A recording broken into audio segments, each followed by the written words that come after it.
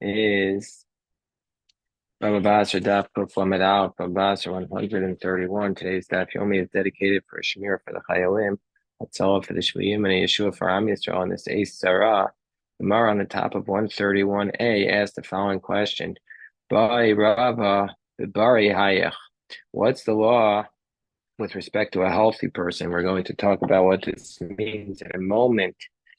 Kika Amar Rabbi Yochanan Baroka B'Shchivnara Debaro Rusehu Abu Babari Lo or Dilma Fil Babari Nami. So what this refers to is we've already seen the halacha of Rabbi Yochanan ben Baroka is that a person, even though he's not allowed to take away the inheritance from, let's say, his son and give it to his daughter, he can take away from one of the sons and give it to the other sons, or from one of the daughters and give it to the other daughter, because they are royal Yarshu. As long as they're in line to inherit, he can give it to whoever he wants. So Rabbi asked the question: is this halacha of Rabbi Yochanan Broka only by somebody who's on his deathbed? Because that person is, it says in the Torah, "B'yoman chilos banav." If that person is on the day of his inheritance, he's a baro rusehu. He's capable of inheriting, but by a bari, but somebody who is healthy, then he doesn't have that right. Odilma fil bari, or maybe even says it by a healthy person. That's what I'm asking. So that's of the Gemara. So in that context, Amrole Rav Misharshi Rava Tashma Rav Misharshi says to Rava, "Come, I'll teach you." Damro Rabbi Nassan will Rabbi that Rabbi Nassan said to Rabbi, "Shanisem Mishnatchem to Rabbi Yochanan and Broka," because there was a conversation from the Mishnah that Rabbi Nassan Abavli said to Rabbi, so that Rabbi Nassan Abavli said to Rabbi, "We can see from your Mishnah, Shanisem Mishnatchem." You in Eretz Yisrael, you learned your Mishnah like the Mishnah in Ksubos, like Rabbi Yochanan ben Broka. How do I know? We're on 131a, around 7 lines from the top. How do we know you learned your Mishnah like Rabbi Yochanan ben Broka? The Tanan, because it says in the Mishnah in Ksubos, Nabez and Mabez. It says the following lashon. It says the following language.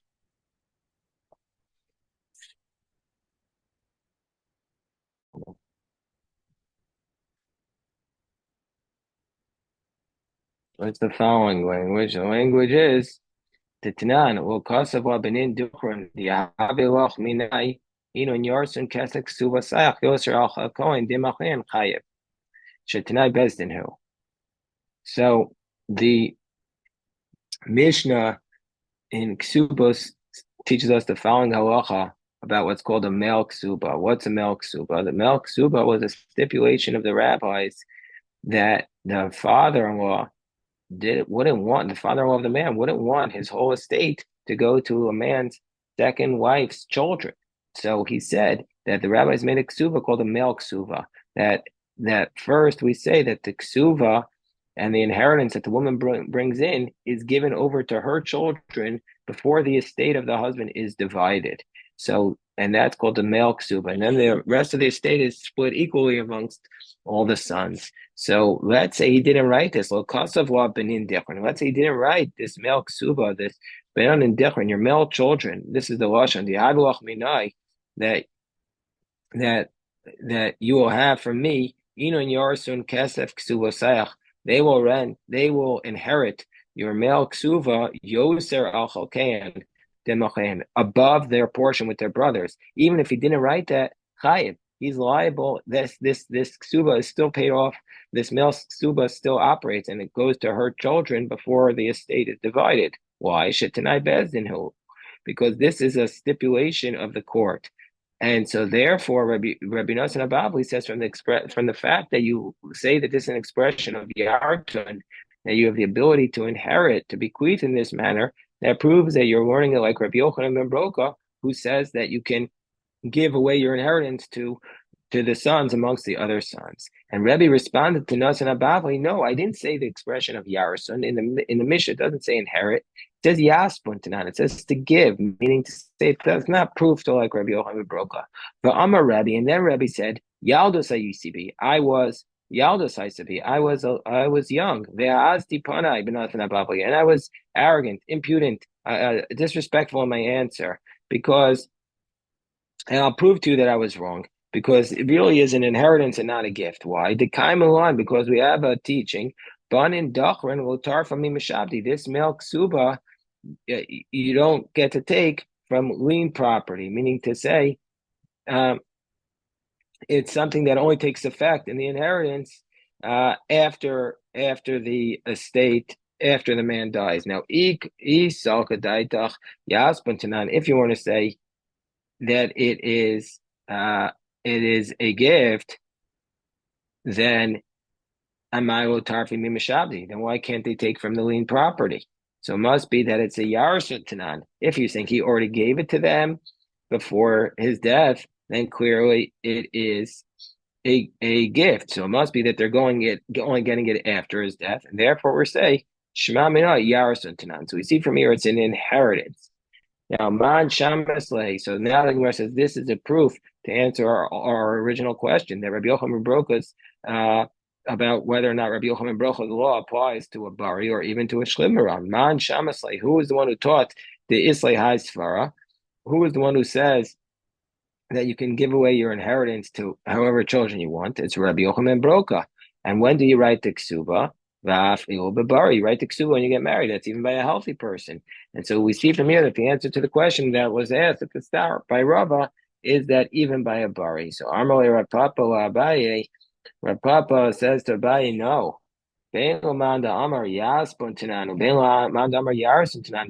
it's according to the one who says it's a gift or whether according to the one who says it's an inheritance, it shouldn't work. Why? Because how is he able to give it away? Because first of all, all of these assets, they're not yet there. And we have a concept that a person can't give away the assets and that are not yet in existence. And even according to Rabbi Meir, even according to Rabbi Meir, it says that you can give away assets that are not yet in existence. To something that's in existence, you could give it. Even although you can give away according to Meir something that's not yet in existence, you can only give it away if you make the transaction to somebody who's in existence. And these boys, when you get married, the woman doesn't have any children yet. So how can you say I'm giving it away to everybody, even though they're not yet in existence? So therefore, the Gemara says, must be that what's the reason why this works is not because he used the language of Yarsun or Yispun, Ella Tanai Bezin Shani. Hochinami Tanai Bezin Shami. It must be that this is a case that's different because it is a condition of the court, and the condition of the court is fundamentally different, and that's why this case works. So it's nothing to do with Rabbi Yochanan Broka. It's just the fact that this is a stipulation of the court, and therefore the inheritance language works, not because we pass like Rabbi Yochanan Broka, but because this is a special stipulation of the court that Tanai passed it. So that's what Papa said to Abaye. Abaye says, no, it is a proof for Rabbi Yochanan Broka. Why? Mishum de kamapik labalashan yarson, because they still decided to use the language of inheritance. And since they still decide to use the language of inheritance, therefore that proves this idea that since they're starting to use the language of inheritance, it proves this idea that they wanted to teach that this works according to Rabbi Yochanan Broka's position. And so therefore we're running out to Rabbi Yochanan Broka says his position even by a bari. Now, even though Abaye gave that answer, he hesitated and said maybe it's not the right answer. And the Gemara is going to say, Abaye is going to say maybe it's not the right answer, but in the end, he's going to conclude that it is the right answer. So we're going to end up here, but first the Gemara is going to suggest something else. Adar Amar Abaye Lav Mil Sahida Amri. Abaye then said maybe it's not correct. Lav Mil Sahida Amri. Those things that I said were not correct, meaning to say that Rebbe should not have said Yispun Tanan. Why? Because why? Meaning to say the extra Yarsun isn't to teach us the laws like Rabbi Yochanan Broka, but Rebbe needed to say it. Why? Mishum Titanan, because we learned in the Mishnah Ksubos in that basically the same discussion, the same Mishnah, that it says there's another stipulation that they made to the ksuba. One is the ksuba spun and techron, and another statement is also to benefit the females. It says the Tanakh will cost of what bana nukfun the avil. He says if he didn't write in the ksuba, any girls that you have from me, Yahav and Yasam the Basi will be able to stay in my house, V'yatzam minachasai, and be supported by a state. until they get married. Chayiv, he still has to support them. Why? Shehu Tanai Bezdin. And because that's a stipulation of the court. But from the fact that he says, I'm going to give this money to the girls, that means the first language, which was the language of inheritance, and the second language in which was the language of a gift, well, that works because we said this earlier. We said this 2 days ago. Yerusha. So that's the one is a gift and the other is an inheritance. Anytime you have one to as a gift and the other as an inheritance, afil rabbanan modu. Even the rabbanan would admit that that's a valid way of giving out your assets. And so therefore that's the proof. And we see from here that this is therefore a proof. And so therefore the Mishnah is coming to tell us this halacha that even by two men in two fields, if you say one is a gift and one is an inheritance, that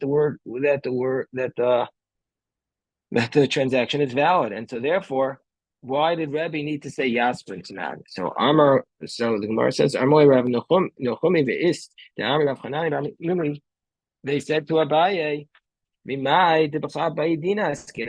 how do you know that both of these takanas were said with one court? Maybe the two takanas had nothing to do with each other. And so therefore you can't learn from one to the other. Gemara says, no, we know that they were both said by the same bed. Why? The Katani Reisha, the Katani Reisha, because the first clause says, now, this was the teaching there. Elazar ben Azariah taught in Karen B'Yavne. He says, He says, we learned that the sons inherit and the daughters will be sustained by the estate. And just like the sons only inherit after their father dies. Also, the daughters are only going to inherit or be sustained after the death of their father. Now, if you want to say it all happened in one court, that's why we can learn out one takana from the other. If you want to say they learned out from two separate courts, so it's obviously in one court. Otherwise, you can't learn out from the other. And so therefore, since it's obviously in one court, so therefore, we see from here that the expression of Yerusha Matana are coming together. And so therefore, why do we have to? And that's the reason why it's valid. So why do you have to say that our mission was it's coming to teach us the halacha about a gift and an inheritance that the gift works? So if that's the case, why that the inheritance works as a gift? So why are you forced to say that our mission is like Rabbi Yochanan Broka? So the Gemara says no, that's not a proof. I go back to the original proof that Abai said that it's proof that it's like Rabbi Yochanan Broka. Because because maybe I could say to you, betray Beidina is good. It could even be two courts. Ubeidina Basra, Tikkun to Beidina Kama, and so therefore, even though it's two courts, the second court, the latter court, instituted it like the former court. We don't want there to be two takanas contradicting each other. So fine, and so therefore the two courts worked in sympathy. Now we go into a little bit of a separate topic, which of course will be slightly related. So Gemara says, "Amar Yehuda Amar Shmuel Hakosev Kol Nechasav LeIshto Lo Asa El Petrapa." Let's say a guy writes a language. I'm giving all my assets. He says, "I'm giving all my assets as a gift to my wife." It doesn't mean he really intends to give all his gifts to his wife. All he's doing is he's making his wife basically the CEO of the estate. He's making her the apatrapa, the manager over the assets. And so therefore he wants her to be supporting her children according to however she establishes it. And we have a general principle that he wasn't going to give everything to his wife as a gift because we do what's called an umdana. We evaluate that a person doesn't want to leave his children without anything. And so therefore his really intent was to just make her the CEO so that her children will be required, so that his sons will give her honor. And so therefore he's not giving her as a gift, he's just making her the manager over the estate. That's the assumption. And so the Gemara says, Pshita. Now the Gemara says, Benoah Gadol will also help a trust. We understand if it was his adult son who he's giving everything to, it's also the same idea. He's not really giving it to his adult son, he's making him the manager. And we evaluate that he wants the other sons to give this guy, the older brother, the oldest brother, the respect because they're required to respect him from the Torah. And Benoah Katan Mai, but let's say he wants to give it to the youngest son. We say if he writes it over to his youngest son, um is he really giving it to him, or is he making him the manager?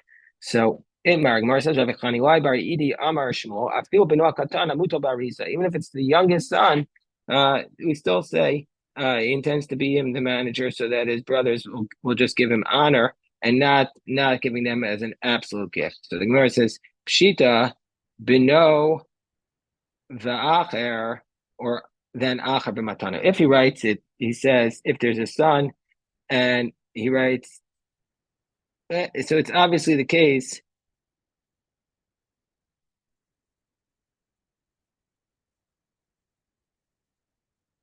It's obviously the case where a person has several children and he writes it to his, meaning to say the previous cases, I feel bino katan amuto ba'arisa, even if it was the youngest son.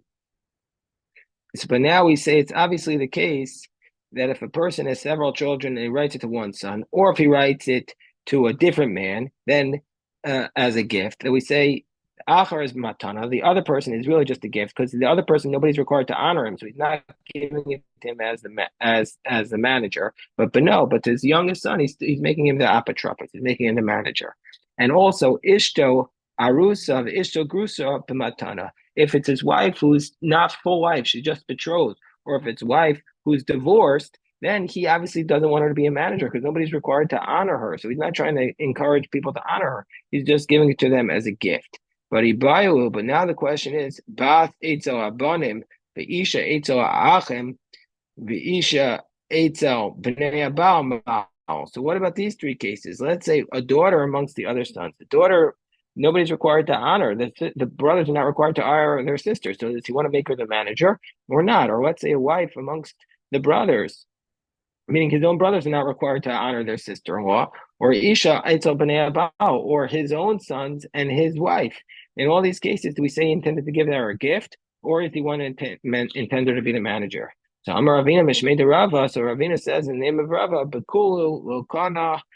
In all these cases, we're going to say that they're the managers, with the exception of, meaning it wasn't a gift. He was just appointing them the manager of our Ishto Arusa, the Ishto Grusha, with the exception of his wife who's divorced or the wife who's betrothed, because in those cases, he's really not concerned about their honor. He's not fully married to her, and also she's his ex-wife. He's not as concerned about their honor. Or Vera, the Mishmei the Rava Amar Bakul Kani. In all these cases, in all these cases, the woman has acquired it, and she's not the manager. With the exception of a woman amongst her brothers, he's not required to honor her, and also a woman amongst the sons of his sons, and not her sons, is not required to honor. And that's today's Daf Yomi. I'll be happy to answer any questions if anybody has.